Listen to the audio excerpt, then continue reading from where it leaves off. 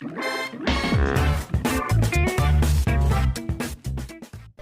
guys, kembali lagi dengan podcast Rumah Kreatif dengan bersama gua, Vale. Nah, siapa nih yang udah nungguin podcast kali ini? Aduh, udah lama banget ya gua nggak ikut podcast kayak gini. Udah beberapa hari ya kira-kira ya gua nggak jadi hostnya. Nah, kali ini nih gue jadi hostnya lagi nih. Siapa nih yang nungguin? Gimana nih kalian guys? Sehat-sehat kan kalian di rumah semua? Nah, untuk pembahasan kita kali ini, kita kedatangan tamu. Dia itu owner dari Mocha Production. Kira-kira kalian bisa nggak ya nebak siapa ya narasumber kita kali ini? Langsung aja yuk kita sambut Om Morris. Halo. Ayo guys, tepuk tangan dulu. Terima kasih.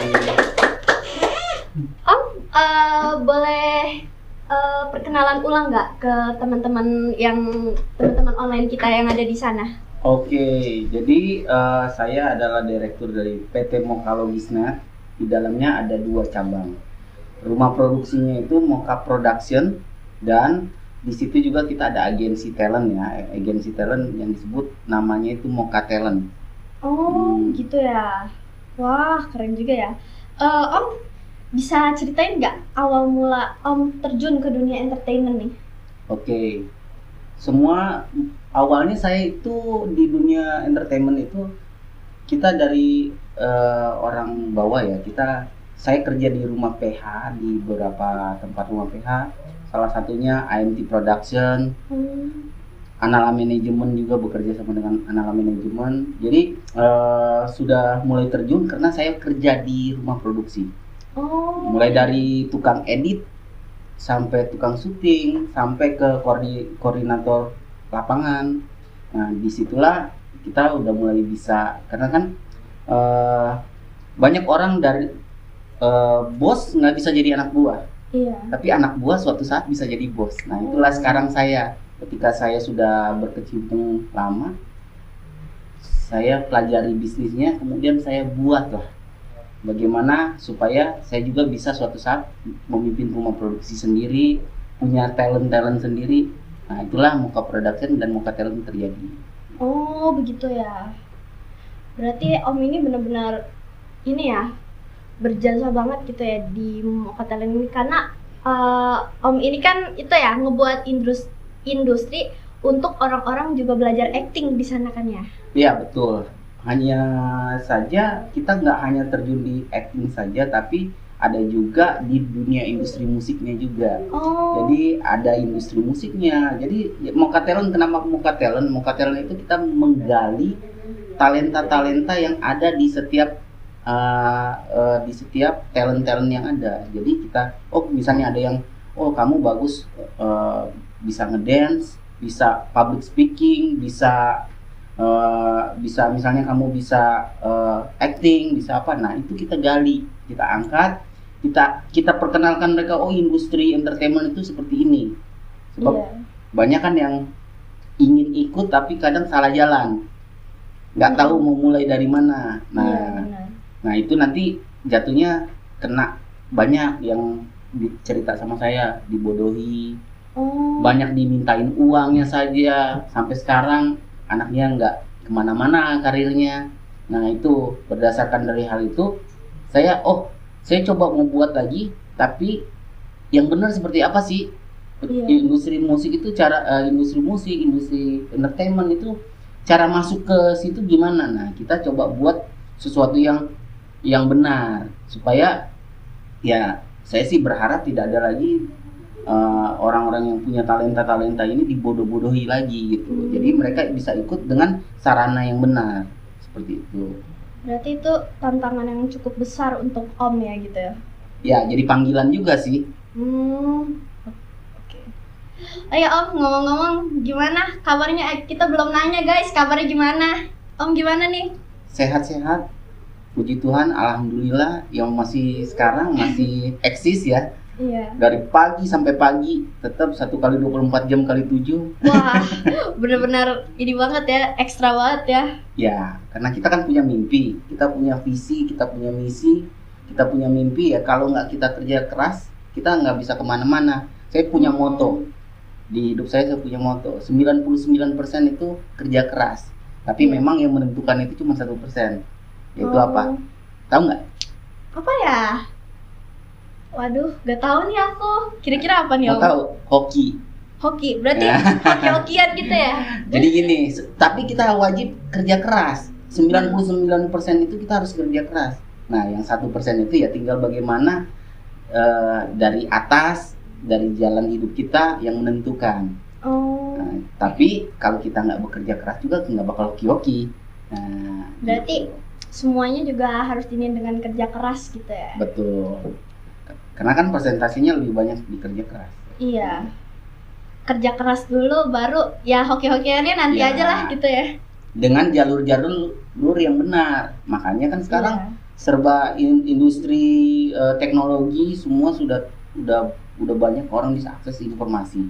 Iya. Nah, kalau kita sampai masih gagal info, salah info, terus kena dibodoh-bodohi lagi, berarti yang salah kita.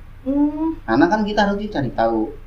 Iya. Pertama, kalau kita berurusan dengan suatu perusahaan, dengan suatu manajemen atau apa, agensi atau apa, pastikan dia punya legalitas. Iya, benar. Ya, legalitasnya ada nggak? Ada PT-nya yang menaungi atau tidak? Jangan sampai kita ngikut.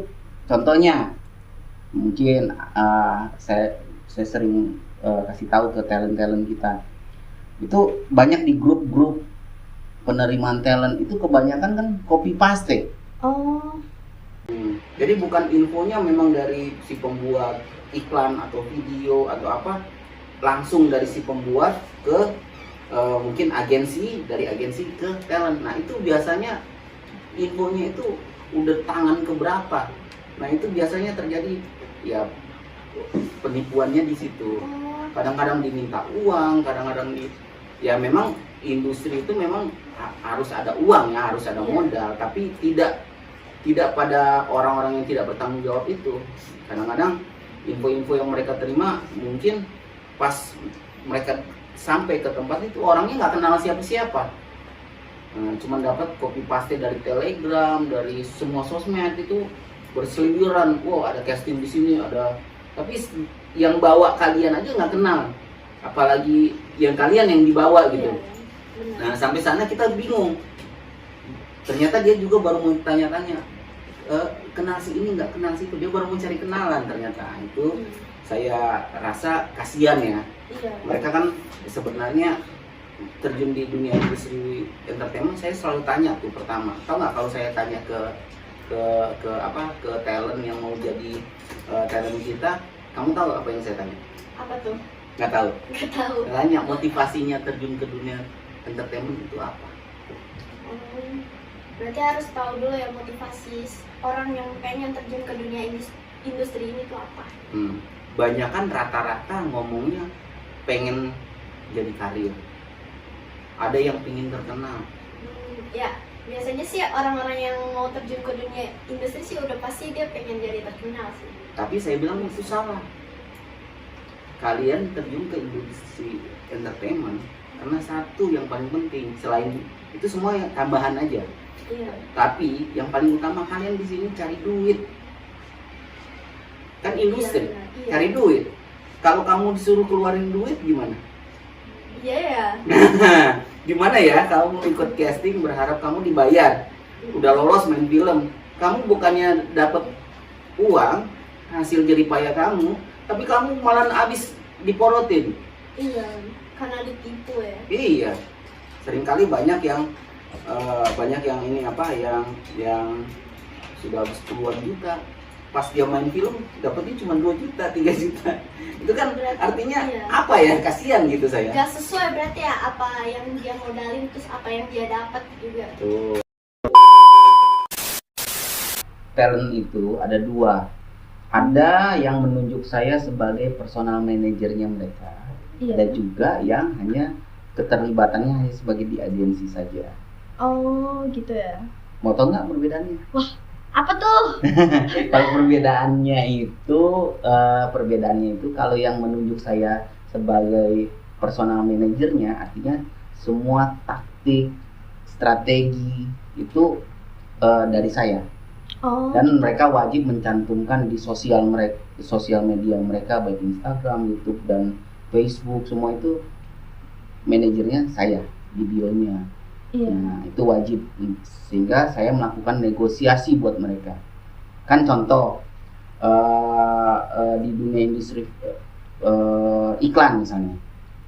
Contohnya Vale di kontrak suatu merek tertentu, dipanggil syuting iklan, tahu nggak rate-nya berapa? Berapa tuh? Nah, kebanyakan nggak tahu kan? Iya. Nah, itu nanti saya yang akan nego, karena saya tahu rate-nya. Oh, seorang pemula. Jadi ada seorang pemula, ada yang sudah biasa, ada itu rate-nya beda-beda. Oh, berarti masing-masing ini beda-beda ya, sesuai pemula atau misalnya betul, mereka udah terbiasa gitu ya. Contohnya kalau Vale sudah pernah main film ini sebagai apa juga, jadi dari portofolionya itu ada perbedaan yang sudah perbedaan itu yang mempengaruhi harga rate-nya dia. Jadi setiap seorang profesional itu dia punya yang namanya rate card. Nah, rate card itu yang nentuin, kalau misalnya contoh yang mereka langsung sendiri atau orang tuanya, mereka kan nggak tahu. Iya. Nggak tahu nih. Tiba-tiba dia bisa dapat contoh 20 juta sekali syuting misalnya. Tiba-tiba karena dia nggak tahu, nggak ada manajernya, yang nggak ada yang negosiasi buat dia, ya udah dibayar aja 2 juta. 2 juta doang dikasihnya. Yang rugi siapa? Yang rugi ya diri sendiri kalau misalnya kayak gitu ya. Jadi yang menunjuk saya sebagai manajer, tentu saya akan nge-push harga terbaik buat dia. Nah, karena saya tahu pasaran harganya. Dan strategi-strategi seperti contoh, tidak semua ada casting atau ada tawaran itu saya selalu bilang nggak semua diterima. Kenapa ya? saya selalu cerita nih sama talent sebelum kontrak dengan saya kasih tahu gini, kamu pernah nonton film Twilight nggak? Twilight? Oh, pernah. Yang ada yang vampir, ada yang werewolf. Nah, itu mereka bertiga kan terkenal. Nah, tapi yang sekarang yang masih eksis cuma 2. Siapa tuh? Yang Robert Pattinson ya, yang jadi Batman sekarang jadi Batman kan, masih eksis kan? Iya. Nah, yang perempuan juga yang jadi Bella itu kan sekarang masih eksis juga. Tapi yang jadi werewolf si Joe Black ya. Kalau nggak salah iya. Ya, itu dia sekarang menghilang. Karena yang saya nonton, saya cari tahu kenapa dia ini. Karena ketika mereka bertiga terkenal, sama-sama terkenal, yang saya lansir ya dari YouTube yang lain, cerita tentang karirnya, ternyata pada saat itu semua peran diambil sama dia. Mau film sampah, mau film yang itu semuanya dia main sembarang ambil aja. Akhirnya karirnya bukannya naik tapi tenggelam. Karena jadi contohnya Vale sudah jadi pemeran utama di suatu film. Iya. Kemudian si Vale pemeran utama di suatu film, kemudian udah bermain 100 film. Tapi filmnya nggak ada yang nonton. Sama aja ya kalau kayak gitu. Iya, jadi kan harus butuh strategi. Kita main, kalau saya ya, ke talent saya, ini yang diambil, ini gak usah. Ini nanti kamu bukannya naik malah turun. Nah, jadi strateginya itu nanti dari saya. Jadi ada film-film atau ada bintang iklan contohnya. Saya bilang, kamu jangan ambil yang kayak gini. Mungkin contohnya, saya paling nggak suka kalau ada yang iklan-iklan yang menjurus ke terlalu mengeksploitasi. Jangan diambil yang kayak gitu. Contohnya baju renang atau apa yang bikin si itu kan nanti suatu saat berpengaruh buat karir dia ke depan. Nanti ya cuman hanya dibayar 5 juta atau apa, cuman berapa juta yang dia dapat, akhirnya dia ini ke depan setelah dia jadi bintang itu akan diangkat lagi. Nah, akhirnya jadi bumerang buat si artis tersebut atau talent tersebut. Gitu ya. Jadi jadi di industri ini selain kamu hoki, selain kamu kerja keras, tapi juga harus punya strategi. Kalau nggak punya strategi, kamu stagnan. Kamu misalnya sudah bermain 100 film, tapi masuk mall, nggak ada satupun yang minta foto, tanda tangan, buat apa? Iya sih, benar. Terus kamu buka handphone, saya udah main film ini loh, ini, udah 100 film, saya main di sini, saya main di sini. Tapi kan seorang artis nggak gitu. Iya. Nanti kamu merasakan kamu seorang bintang pada saat kamu masuk mall, kamu ngumpet, bingung, kamu sampai minta tolong sama manajemen kamu, tolong dong, saya nggak bisa keluar. Karena dikejar-kejar orang gitu ya. Iya. Nah, itu baru kamu seorang bintang. Nah, jadi kalau dari kami ingin talent kami berhasil seperti itu. Kalau perlu ya dia mau kemana-mana juga, karena saking terkenalnya ini. Iya. Hanya contoh ya. Iya. Jadi kalau di Mocha Talent saya tuh berusaha memberikan selain pelatihan juga, ada pelatihan juga, itu pun tidak dipaksakan, tidak wajib. Kalau mau tambah ilmu ada pelatihan. Tapi kalau merasa udah mumpuni ya silakan. Kita nggak perlu ngajarin ikan untuk berenang kalau memang Iya. dia udah jago, buat apa ya kita ajarin. Iya, benar. Jadi gitu. Oh ya, aku boleh nanya lagi gak? Boleh. Bagi Om, siapa sosok yang menurut Om paling berpengaruh dalam perjalanan karir Om? Sosok paling berpengaruh support dari istri. Bagus ya, support. Istrinya berarti support gitu. Iya. Dan dia juga bantu terlibat dalam perusahaan ini dengan PT Mocha Logisnet. Dia juga bantu untuk dia juga banyak keahlian di bidang karena dia memang punya talent juga kan. Dia seorang talent juga, dia pernah terjun di industri, jadi dia sharing tuh apa yang dia punya kelebihannya. Oh gitu ya, berarti sama-sama sharing gitu ya. Iya, jadi kerja bareng, tapi kalau di dalam dunia pekerjaan kita profesional. Dia kerja, saya kerja, namanya industri entertainment ya, kita sama-sama ya, nggak perlu ada ini harus gini. Nah, kita sama-sama bareng, jadi dia juga lakukan apa yang tanggung jawab dia, saya lakukan tanggung jawab saya ya, jadi sama-sama bekerja. Jadi support dari istri itu luar biasa. Bagus ya, keren ya guys. Berarti Om sama istri ini kalau di pekerjaan itu tetap profesional gitu ya, kayak nggak ngebawa personal gitu ya. Kebanyakan dalam yang pekerjaan. ikut di Mocha Talent ataupun di rumah produksi, kebanyakan sampai mereka nggak tahu kalau ini mereka suami istri atau partner kerja ya. Gitu. Karena Om sama istri Om ini benar-benar sama-sama profesional Ya. gitu, kayak gak ngebawa hal personal ke dalam pekerjaan. Iya, itu harus seperti itu.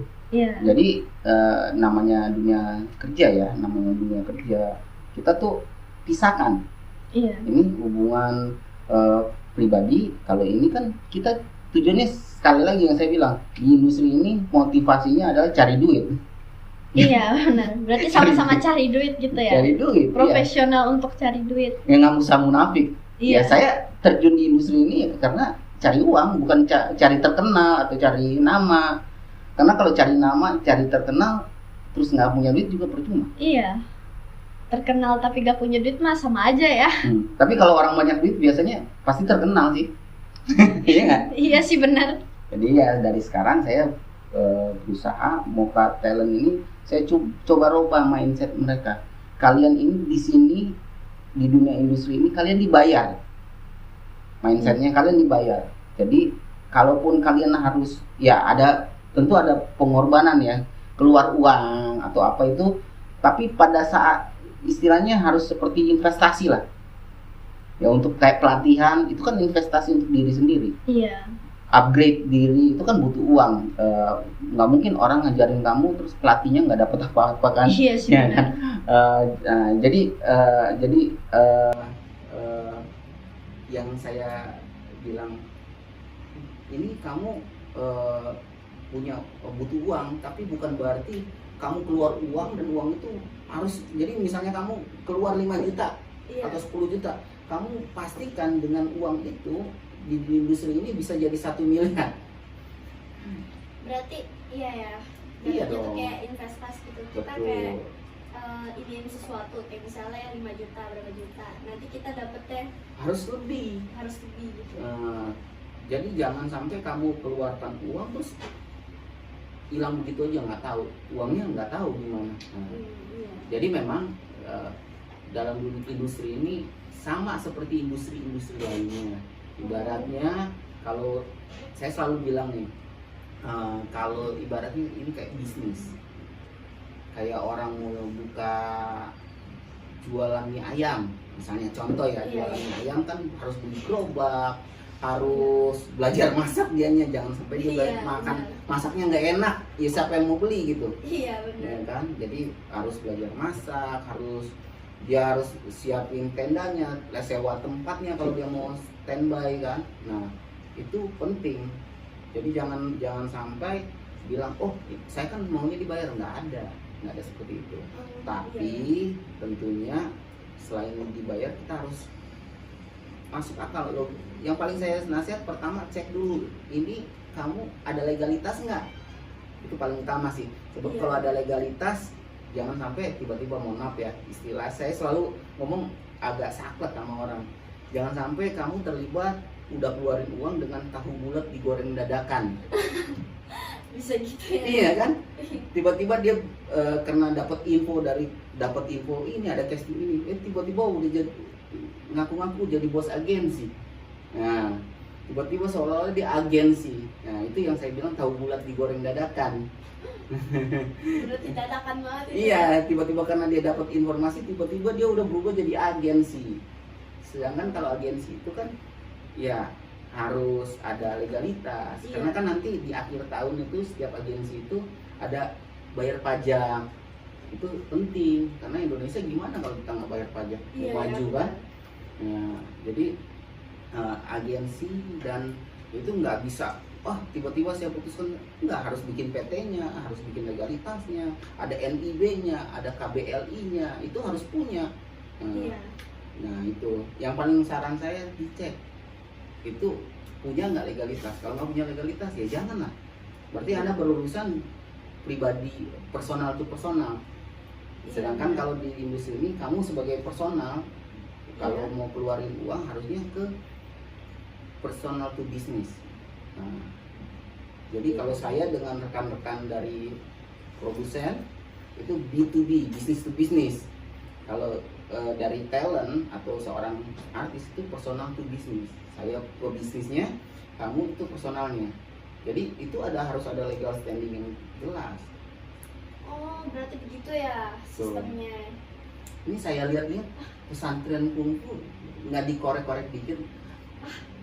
Ini Wah. karena pesantren kungfu mau ke talent lumayan banyak nih yang lolos recasting. Wow, keren berarti ya. Iya.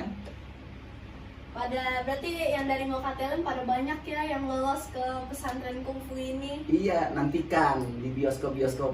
Ya. Nah, nantiin ya guys, ditunggu aja. Oh ya Om, aku boleh nanya lagi? Iya, silakan. Katanya Om ada kerjasama ya sama Rumah Kreatif ya? Iya, betul. Kebetulan kita ada kerjasama. Selain di pesantren kungfu ini ada juga